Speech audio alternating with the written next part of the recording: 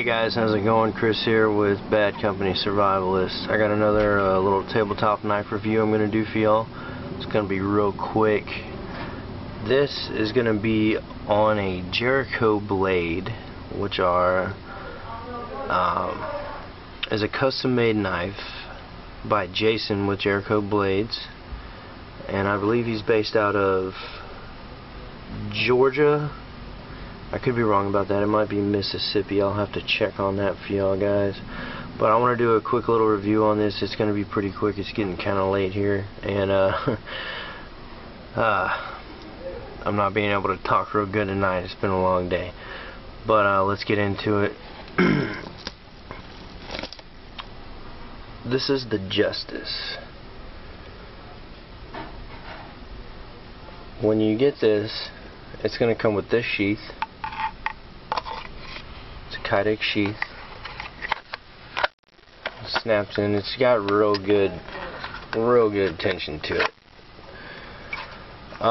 The reason that I'm not using this sheath is because it just has limited mounting options. Now, if I would have told Jason that I wanted the sheath made differently, he would have done it. He will make whatever you want.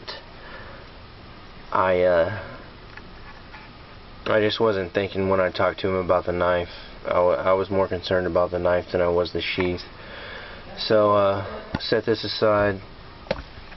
For what I'm going with right now for the sheath is a Spec Ops sheath. I removed the internal piece of plastic and replaced it with a different one that's it's working out okay for now. It's got a little pouch on the front of it. Put a little tin can in there. There's nothing in it yet. I actually just got this sheath set up the other day. But it does hold the knife pretty well.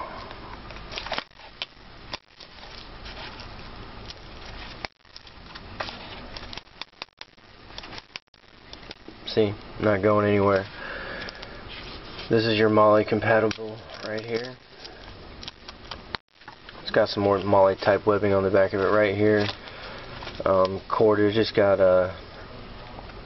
eyelets all down the side of it for cordage, so you can carry extra cordage or you can use it for mounting, whatever you want to do. It's got a loop right here to wrap around your thigh if you're going to carry it on your leg, and also belt loops. But let's not talk too much about the sheath, and we'll focus more on the knife.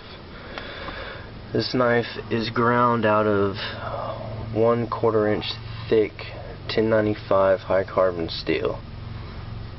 It's got G10 scales. This knife feels great in my hand. It's very well balanced. Let's see if I can get that to turn right. It's pretty well balanced.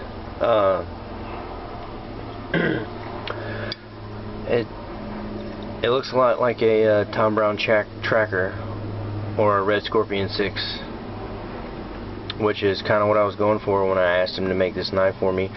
When I talked to him about it, he already had one made up, and it's called the Justice, which is also what he's calling this one. But I had him make a few changes. The changes that I had him make for me were the scales, because the original Justice was wrapped with a 550 cord handle instead of having the G10 scales, and it also had a false edge on the top of it, which I don't care for false edges. If I'm going to baton and work with this blade, I don't want my baton to break because I'm hitting it with a false edge. I have had it happen before. I'm not saying it's going to happen every time, but for what I'm going to use this knife for, I didn't need a false edge. Now, he does throw a little tactical look into it with this little horn he's got going on right here. I think it looks cool. You know, it doesn't get in the way. It doesn't hurt anything. It looks pretty cool. Now, this knife, the coating on it is actually a patina, which is just a different way to treat the blade. It's actually making a small film of rust on the steel, which keeps it rusting more.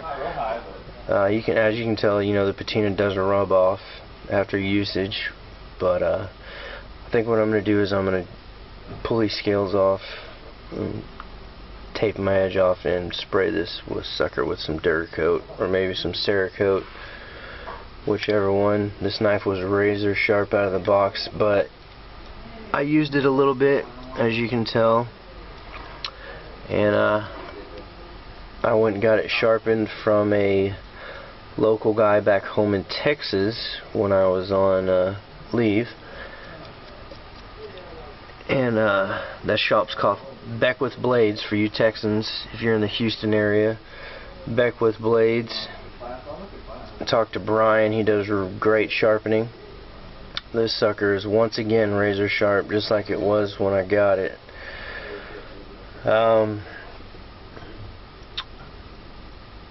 It's heat treated to Rockwell hardness of 58.